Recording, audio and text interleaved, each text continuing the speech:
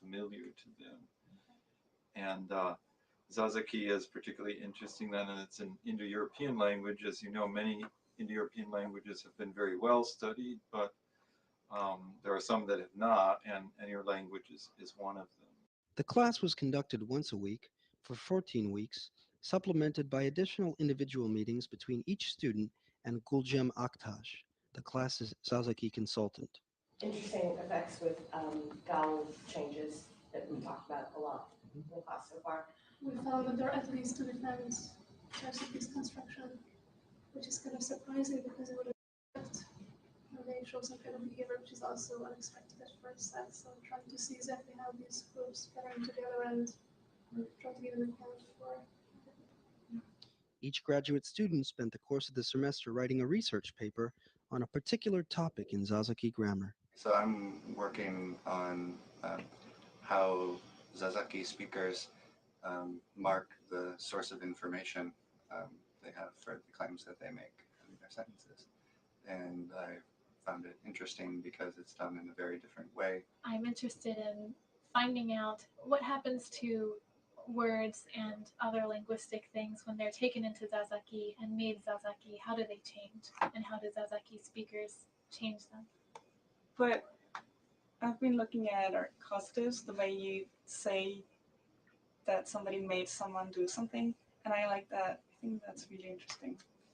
Quite a few interesting phenomena which we are only beginning to understand. Things like, I'm sure people have already talked about evidentials, also the as-if-it construction. In linguistics, be it formal linguistics or any other kind, we're still really just beginning to get a grasp of how those kinds of structures work. And Zaza is a great language for exploring that. It's really important. One of my main interests is in a lot of different languages is the way that questions are formed. Zazaci has a way of forming questions that allows you to either do nothing, leave a question word in situ, which is something we find in a bunch of different languages, or to move it to the front of the sentence by a variety of means. So you can ask questions like, so you can take a statement like "Es que tal dato," and you can change that to a question like "Do que tal da kamjichineke," or you can make that into a question by taking kamjichineke and moving it to the front. So like "Kamjichineka ku do que tal da." That sort of optionality in that way of having a choice between two different ways of forming questions, that in itself is interesting. And the conditions on when you can use which of those types of questions, that's interesting as well. So there are a lot of very sort of complicated facts about the way questions are formed that are useful toward our understanding of human language more generally. I didn't know that much about Kurdish society. I'd known about the Kurdish diaspora and so forth, and the fragmentation of the Kurdish nation across a bunch of national boundaries. But that was about it. I had never met, until I met you, until I met our interviewer, I had never met a Kurdish person ever. After we started our work in the linguistics department on zazaci, we decided to see how it might benefit other people in the MIT community and what the sort of general level of understanding and knowledge was about zazaci and Kurdish language quite generally. So we decided to spend the afternoon polling random MIT students about what they know, and here's what we found. I study mechanical engineering and electrical engineering. Okay, we have an engineer here. Do you know what zazaci is? Zazaci. Not without any context. No, okay. No. Any guesses or? No, not off the top of my head. Okay, what if I told you, which is actually true, that zazaci is a language? Where do you think it might be spoken? It's tough. I would guess possibly Central or South America, or possibly Africa, maybe, somewhere in the Pacific Islands, but I don't know. I wanted to ask you if you knew what zazaci is. Sorry, no. Now, zazaci is a language. Where do you think it's spoken? Africa? Africa. It turns out to be spoken by Kurds. So what language would that make it most closely related to? I have no idea. Have you ever heard of a language called zazaci? No, I haven't. Okay. Does it ring any bells? Do you have any guess where it might be spoken? I assume I know most European languages, so I'm guessing it's not one of those. It might be one of the former Soviet ones. Might be an Asian, African, it might be a Native American. I don't know. I have no guesses really. Okay, it turns out zazaci is spoken by Kurdish people. Okay. Now, do you have any guesses what languages Kurdish might be related to?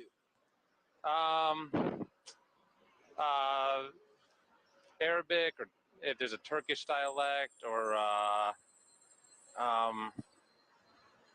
Hindi possibly. Zazaci? No, I don't know. Just venture any guess. Zazaci. It sounds foreign. I mean, Yes. it doesn't sound Western.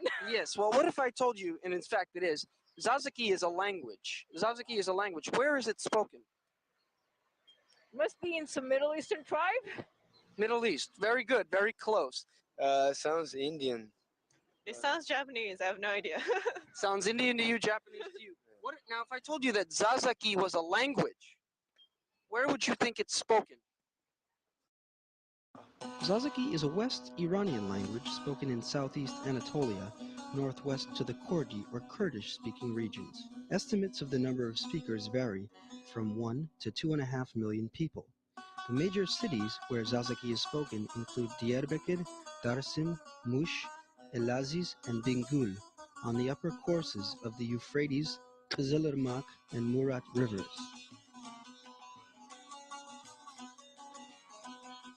In considering Zazaci, we may raise the question, what is the difference between a language and a dialect?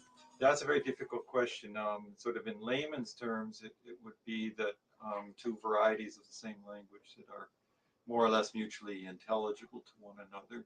Structurally, it's very difficult to give a definition. One thing that linguists often say about dialects versus languages, which you asked about earlier, is that a language is a dialect with an army and a navy.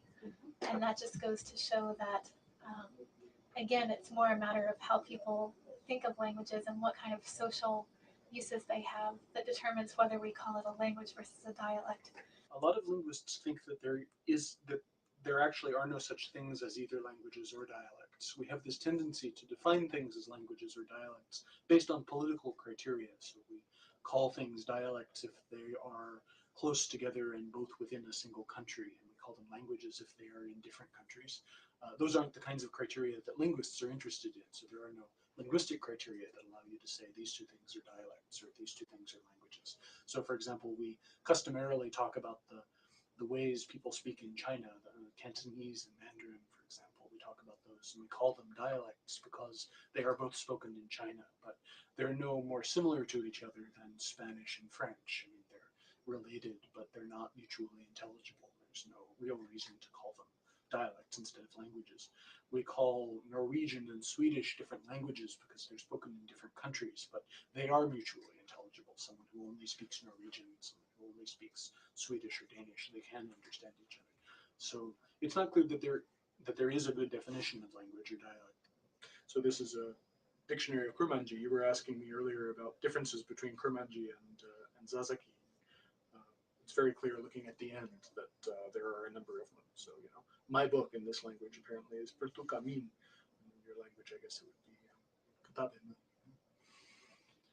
I guess what all this means is that if someone tries to belittle a way of speaking by saying, well, that's just a dialect, it's not a real language, that for a linguist, that kind of claim has no meaning. Bearing that in mind, can we identify and describe differences between what we call Zazaci and English? In English, we mark the source of information for our claims by using parentheticals or adverbs. So if we want to claim that Bill's a doctor, but we want to convey the fact that we don't have intimate personal knowledge of that fact, we say things like, Bill's a doctor, they say, or apparently Bill is a doctor. In Zazaci, this kind of information is conveyed by the choice of the form of the verb that you use in the sentence. So when you want to convey that your source of information is indirect, that you don't know about it personally, you didn't see it, you use the perfect form of the verb instead of the unmarked past form. Zazaki has some sounds that English doesn't have, and vice versa. There are sounds in English that don't appear in Zazaki. And of course, there are other differences in the syntax. For example, Zazaki has case endings and we don't in English. So it doesn't have articles. It has the verb following both the subject and object. What is curious to me is that sometimes you can have things after the verb, but not always, and I still haven't figured out when you can have it and when you can't. The tense of the sentence has an effect on forms of the nouns, which is unusual. It's not something you find in English and lots of other languages. So I would say mukadatato is katavdanato, I guess, right? So you change that from to is. The subject of the sentence changes its case depending on the tense of the sentence. In what way has the discovery of these phenomena enriched your ability to do fieldwork with a native speaker? So this book is about how to do field work, not only in foreign countries, but working with native speakers of languages that we don't know, like we've been doing with Gulcem. Often linguists just work from books and grammars, or they work on languages that they know or someone they know knows, languages that are easily accessible.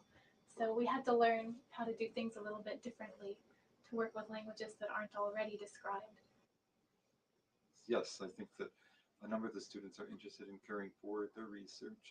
One semester is very difficult to get anything conclusive done. We're just getting familiar with the nature of the language and what some interesting problems are, but we need more time to investigate them further. One of the frustrating things about this course is that we spend a semester working on the language, which is just about enough time to see how interesting it is, and then the course stops. And so I definitely want to continue to explore some of the things that I've learned in the course of this class. The field is in a very lively state. There's, for one thing, rather sophisticated work is underway on a very wide variety of typologically different languages, far more so than, say, 20 or 30 years ago. And that in itself is an exciting development because it's just like biologists being able to study all sorts of new species. Of course, you're going to learn all sorts of things, challenges, preconceptions, leads to new ideas, and so on. There's quite exciting new work going on in domains that were not very intensively studied until recently, like certain areas of semantics and, for example, which is a fairly recent development. My own particular interests happen to be in attempts to try to determine to what extent the human language faculty is actually perfectly designed, well designed to meet certain specific conditions that a human language must meet. I think there's been exciting work in that area, which raises some interesting questions and challenges to biology generally. So by and large, it's an exciting period, especially the last 20 or 30 years have been pretty remarkable. What can a population do to maintain their language despite the presence of a more dominant language? There's no simple answer to that. You just have to do it. And it has been done. Places like some of those I mentioned, like, for example, in Catalonia, under the Franco dictatorship, the language really was suppressed. In the Kurdish areas, people have maintained Kurdish under tremendous repression. A lot of young people may not know it because they haven't allowed to study it, and you only talk it. It's the language your parents talk at home, maybe, but not yours, and that has to be revived. And there's really no answer to that. It's what people are willing to do. Since we find that the best linguistic work very often gets done by people who speak the language themselves, because they know, they can always ask themselves, well, how would I say it, or does this sound right, or does this sound wrong, and so forth. So in addition to what we've already done, this kind of fieldwork, I think we're very interested in having Zaza people themselves become linguists and do linguistic work on their own language.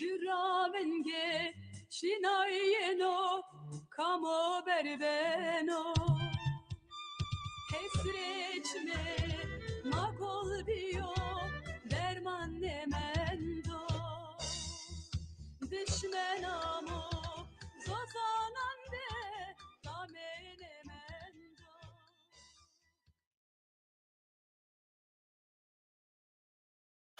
Quand on rénove sa maison, on le fait d'abord pour soi. Mais quand on choisit des matériaux plus durables, qu'on cherche à isoler mieux, qu'on préfère réparer au lieu de racheter, ce qu'on fait chacun à notre niveau, ça profite à tout le monde. Parce qu'après tout, on vit tous sous le même toit. Le roi Merlin, on peut tout construire ensemble, même l'avenir.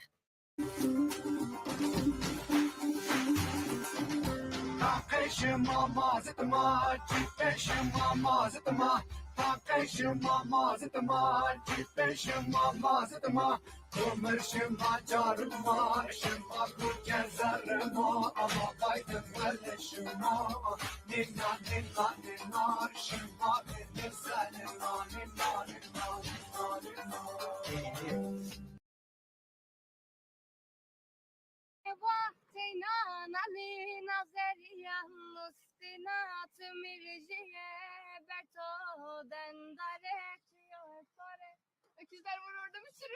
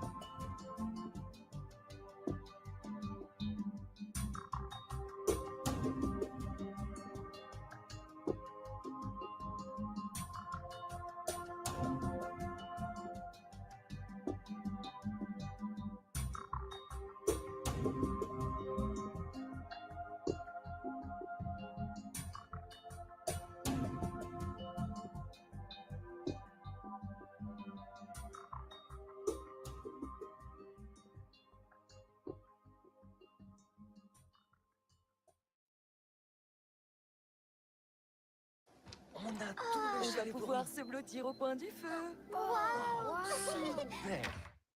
Diyorum.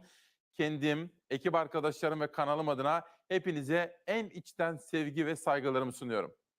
Bugün Demokrasi Meydanı'nda yeter ki Türkiye kazansın diyoruz. Geliyor. Yeter ki Türkiye kazansın. Memleket iyi olsun. Memleket ahalisinin keyfi yerinde olsun. Her şey halkımızın gönlüne göre olsun diyoruz. Dün 6 partinin liderleri 9 saatlik bir toplantı yaptılar. Önümüzdeki sürece baktılar. Ortak aday, listeler, seçim günü, seçime giden süreçteki kampanya, seçim güvenliği ve seçimden sonra Türkiye'nin nasıl rayına oturtulacağını konuştular, tartıştılar. Dünkü toplantının ev sahibi Gelecek Partisi lideri Sayın Ahmet Davutoğlu'ydu. Biraz sonra İsmail Küçükkaya Demokrasi Meydanı'na katılacak ve Ahmet Davutoğlu altılı masada dün kendilerinin ev sahipliğinde yapılan toplantıyı, detaylarını bizlerle paylaşacak. Sizler de bizlere sorular gönderebilirsiniz. Merak ettiğiniz ne varsa konuşacağız. Tabii halkımızın esas gündeminin ekonomi olduğunu hiç unutmadık, unutmayacağız. Emeklilerimiz. Peşin peşin ifade etmek isterim ki Ahmet Davutoğlu'na soracağım sorulardan bir tanesi emekli maaşlarının asgari ücrete endekslenebilmesi. Yani en düşük emekli maaşının asgari ücretin altında olamaması. Bu konuyu da gündeme taşıyacağız efendim. Bunun dışında ülkücü suikasti, o suikastin peşinden yaşananlar, Ankara Emniyeti gerçekten çok titiz ve dikkatli bir çalışma yürütüyor. Yeni tutuklamalar var. Ülke Ocakları eski genel başkanının öldürülmesiyle ilgili. Bunun hem siyasi hem adli taraflarına bakacağız. Ama özellikle Ankara Emniyetimizin o titiz çalışmaları sonucunda ortaya çıkan gelişmelere bakacağız. Titiz gazeteciler Timur Soykan gibi, Tolga Şardan gibi gazeteciler bu işin peşindeki detayları yazıyorlar. Bunlara bakacağız. 2 özel harekatçı da tutuklandı. Evet, o suikaste ilişkin 2 özel harekatçı da tutuklandı. Perde arkasındaki detaylara detaylı olarak bakacağız. Bununla birlikte Türkiye'nin gündemindeki bütün siyasi gelişmelere bakacağız. Hafta sonunda muazzam heyecanlı bir maç bizleri bekliyor. Fenerbahçe ile Galatasaray, Fenerbahçe'nin sahasında muazzam heyecanlı bir maça çıkacaklar. Bu konuyu da gündemde tutmaya gayret ediyorum. Ve Vural Avarpaşa'nın cezaevinde ölümüyle birlikte gündeme gelen hasta ve ileri yaştaki tutuklularla ilgili gelişmeleri dikkatle takip edeceğiz. Ailelerden gelen mesajlar var. Bunlara bakacağız. Bunun dışında meslek büyüğümüz Fikret Bila dün aramıştı. Bugünkü yazısında neler var? Keza Serdar Turgut Habertürk'te dün ifade etmiştim. Muhalif seçmenin üzerindeki duygu durumu ve bu duygu durumunun neşeye, coşkuya, kararlılığa, iyimserliğe nasıl evrilebileceğini Ahmet Davutoğlu'na soracağız. Bugün hem Fikret Bila hem Serdar Turgut'un yazıları üzerinden bunlara bakacağız. Güler Sabancı'nın bir mektubu var. Cumhuriyetimizin kazanımları ama bir noktada eksik bıraktığı, tamamlamamız gereken bir mesele var diyen Güler Sabancı'nın yolladığı mektuptan bahsedeceğim sizlere. Kültürden, sanattan bahsedeceğim mesela. Mesela Sivas Divriği'den bahsedeceğim. Bir davetimiz olacak sizlere. Günaydın Türkiye'm. Halk TV'de İsmail Küçükkaya ile Hakikat Yolculuğu başlıyor. Cumhurbaşkanı ve milletvekili genel seçimleri ister zamanında yapılsın, isterse erkene alınsın. Biz 2 seçeneğe de varız ve hazırız. Muhalefet bir yıldır sandık vurgusu yaptı. İktidar Haziran 2023 işaret etti. Ancak 2023'ün ilk günlerinde Bahçeli erken seçim fitilini ateşledi. Erdoğan da yeşil ışık yaktı.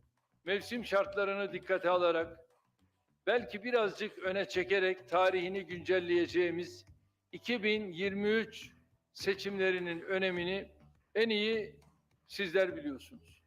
Ve Ankara Şam hattında buzlar eriyor. Esad'a mı dönüyor? Erdoğan açıkladı. Ardından inşallah Dışişleri Bakanlarımızı yine üçlü olarak bir araya getireceğiz. Daha sonra da gelişmelere göre liderler olarak bir araya geleceğiz. Bugün Anayasa Mahkemesi hiç tartışmadan bu talebi reddetti.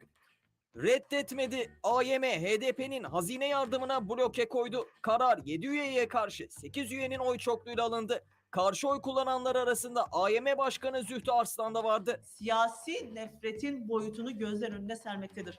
HDP 10 Ocağı kadar ödenecek olan 179 milyon liralık pastadan pay alamayacak. Yüksek Mahkeme HDP'ye savunma için 1 ay süre verdi. 1 ayın ardından geçici bloke kararı tekrar masada olacak. Aksi bir karar çıkmazsa HDP 539 milyon liralık hazine yardımından muaf şekilde seçime gidecek. Ancak HDP'ye göre bu karar kapatma davası için şimdiden bir gözdağı.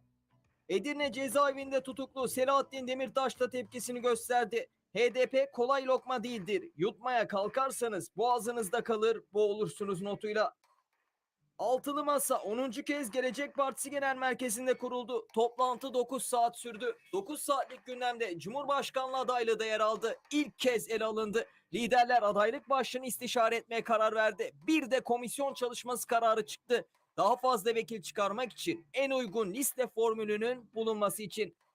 Altılı Masa'nın toplantısının sabahında Gelecek Partisi Genel Başkanı Ahmet Davutoğlu İsmail Küçükkaya ile Demokrasi Meydanı'na çıkıyor.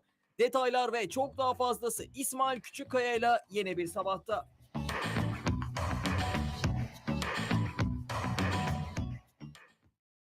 Want to create beautiful email marketing campaigns that drive revenue? First, open MailJet's intuitive email editor and use the drag and drop feature. Second, add your brand content, images, and links. Preview and test your email and then send your personalized email campaign. Or you can easily engage with your customers by using a responsive email template. See why leading brands trust MailJet to drive engagement and grow their business. Try MailJet for free and start sending beautiful emails today.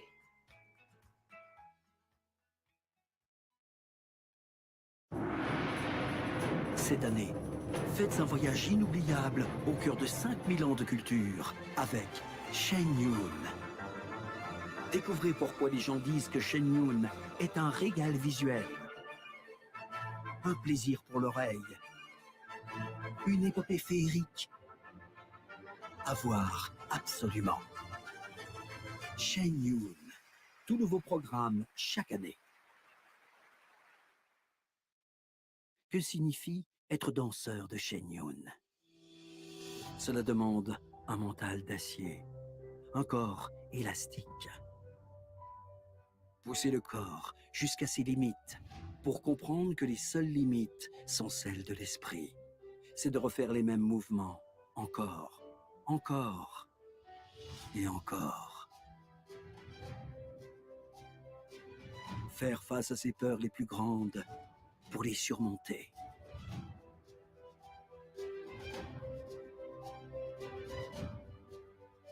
C'est de tomber plus d'une centaine de fois pour se relever un millier d'autres.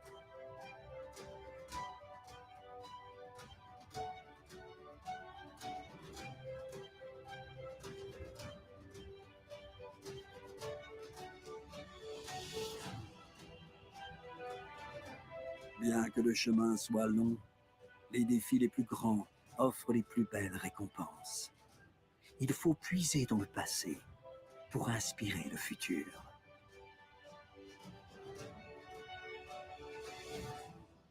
Avoir la tête dénuée de doute et un cœur plein d'humilité. Il faut apprendre à parler, sans dire un mot.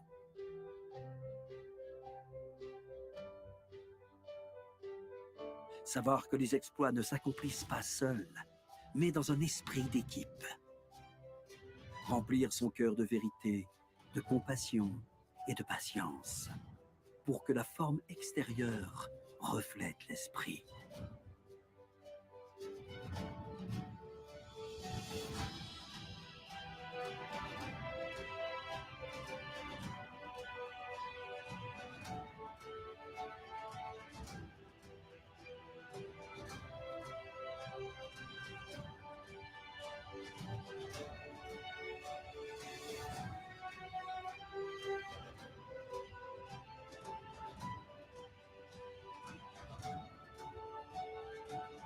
Il faut d'abord se changer soi-même pour changer le monde.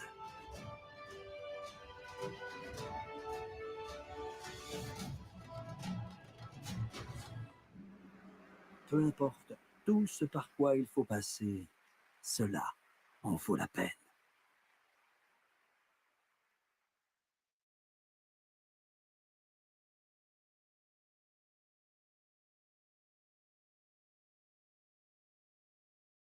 Heyecanlı bir sabah. Ben doğrusu çok merak ediyorum. Siz de merak ediyor musunuz? Altılı masada konuşulanları. Mesela aday kim olmalı? Kazandıracak formül nedir? Aday değil, kazandıracak formülden, sistemden bahsediyorum. Bu arada Ahmet Davutoğlu geliyor biraz sonra. Hatta korumaları da geldiler. Şimdi bakın çok detay var. Independent Türkçe'den Gökçen Tuncer'in edindiği izlenimlerden bir tanesi detay. Onda okuduk bu detayı. CHP Genel Başkanı Kılıçdaroğlu bir kasa elma getirmiş. Hani eli boş gitmez ya insan bir yere giderken. Yani bir çiçek alır, bir şey alır. Yani ne varsa eli boş gitmemek diye bir tabir var ya. Kemal Kılıçdaroğlu bir kasa elma ile gitmiş efendim. Ve dün akşam Ahmet Davutoğlu da bizim programımıza katılacak. Sonra İmamoğlu'nun metro açılış törenine de katılacak. Aslında biz Ankara'da yapacaktık yayını. Fakat İmamoğlu Davutoğlu'nu arayıp bu davete icabet etmesini rica edince Davutoğlu tarafı da bizi aradı. Dedi ki yayın İstanbul'dan yapabilir miyiz? Tabii dedik biz sizin için geliyoruz oraya. Yayının hikayesi de böyle. İşte dünkü o 9 saatlik toplantıdan sonra Kılıçdaroğlu ile Davutoğlu aynı uçakla İstanbul'a geldiler. Bugün İstanbul'da Kılıçdaroğlu'nda toplantıları var. Ahmet Davutoğlu bizim yayından sonra da İmamoğlu'nun metro açılışına katılacak. Merak ettiğiniz ne varsa bize soru olarak gönderebilirsiniz diyorum ve Sözcü gazetesiyle manşetlere başlıyoruz. Bugünkü etiketimiz Türkiye kazansın. Yeter ki Türkiye kazansın diyoruz. İşte manşetler. İktidar seçim kampanyasını marketlerle başlattı. Seçime kadar zam yok, seçimden sonra kıyamet. İktidar oy kaybını durdurmak için enflasyonu düşük, alım gücünü yüksek göstermek istiyor.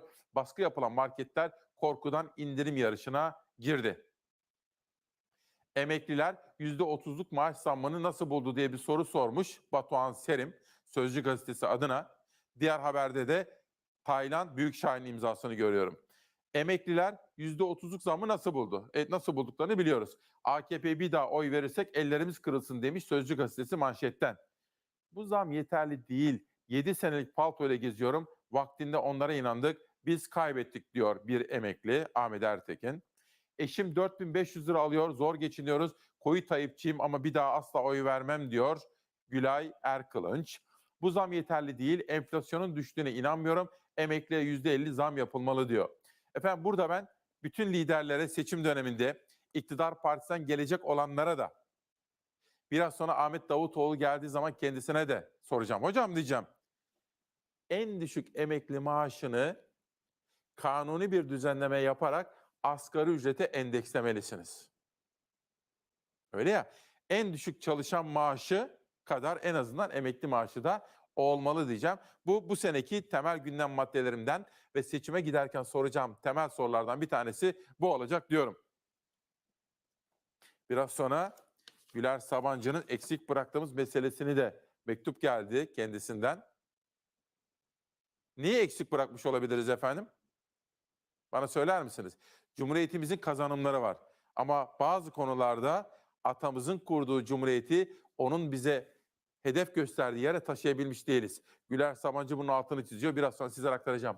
Günaydın efendim. İşte bir cuma gününde bugünü ve hafta sonunu kapsayacak şekilde hava durumu. Yeni haftada yaklaşık bir haftadır yurdu saran sis yeni günde etkisini azaltacak. Hafta sonunda yurdun bazı kesimlerinde yeniden sis bekleniyor. Beraberinde Karadeniz ve Doğu Anadolu kesimlerinde yağışlar görülecek. Hakkari kar altındaydı. Yağışla birlikte Yüksekova ilçesinde ulaşım yavaşladı. Kar kalınlığı 10 santimetreyi geçti. Sis yeni yurdun bazı bölgelerini etkisi altına aldı. Son dönemde yüksek basınç ve sisle birlikte hava kirliliğinde de artış görüldü. Uzmanlar bu süreçte çocuk, yaşlı ve kronik hastalığı olan vatandaşlar için sokağa çıkmama çağrısında bulundu. İzmir'de de sisle birlikte görüş mesafesi düştü. Çok sayıda kuş türüne ev sahipliği yapan Küçük Menderes Havzası'ndaki Belevi Gölü'nde etkileyici manzaralar oluştu. Konya ve Afyonkarahisar yoğun sisin etkisindeydi. Sürücüler yolda ilerlemekte güçlük çekti. Afyonkarahisar'da görüş mesafesi 30 metreye kadar düştü. Bolu'da ve Anadolu Otoyolu'nun Düzce kesiminde sis ulaşımı olumsuz etkiledi. Bölgede görüş mesafesi 25 metreye kadar geriledi. Haftanın son gününde yurdun geneli az bulutlu ve açık. Kuzey kesimler parçalı ve çok bulutlu. Yağışların Bartın çevreleriyle Kastamonu'nun kıyı kesimlerinde kuvvetli olması bekleniyor. Meteoroloji şiddetli yağışın oluşturabileceği sel, su baskını gibi olumsuzluklar karşısında vatandaşlar uyardı. İstanbul zaman zaman çok bulutlu. Gün içerisinde aralıklı sağanak yağış bekleniyor.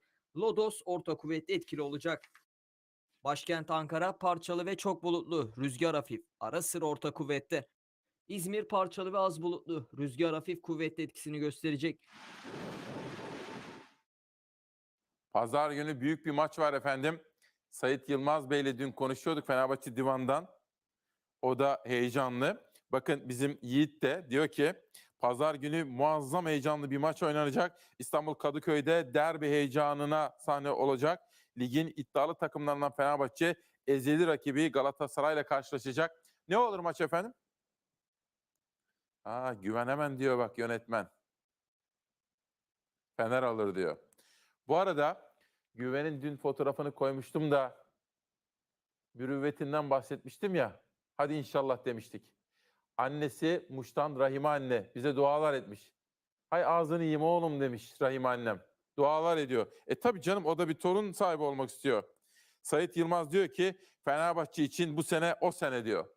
Başkanımız Ali Koç'un önderliğinde camiamız kenetlendi. Takım da çok iyi. İyi de bir teknik direktörümüz var ve maçı kazanacağımıza inanıyorum diyor Sait Yılmaz. Galatasaraylıları da görelim bakalım. Galatasaraylı var mı burada? Sen hangi takım diyorsun Serkan? Ha, bizim Serkan da Galatasaray. Ne olur maç? Galatasaray alır diyor. Bakalım. İyi oynayan kazansın. Ben bir Beşiktaşlıyım. Böyle rahat rahat maçı izleyeceğim. Hangisi iyi oynarsa kazansın. Heyecanlı bir maç olacağını biliyorum efendim. Sözcüden sonra sıra geldi Hürriyet'e.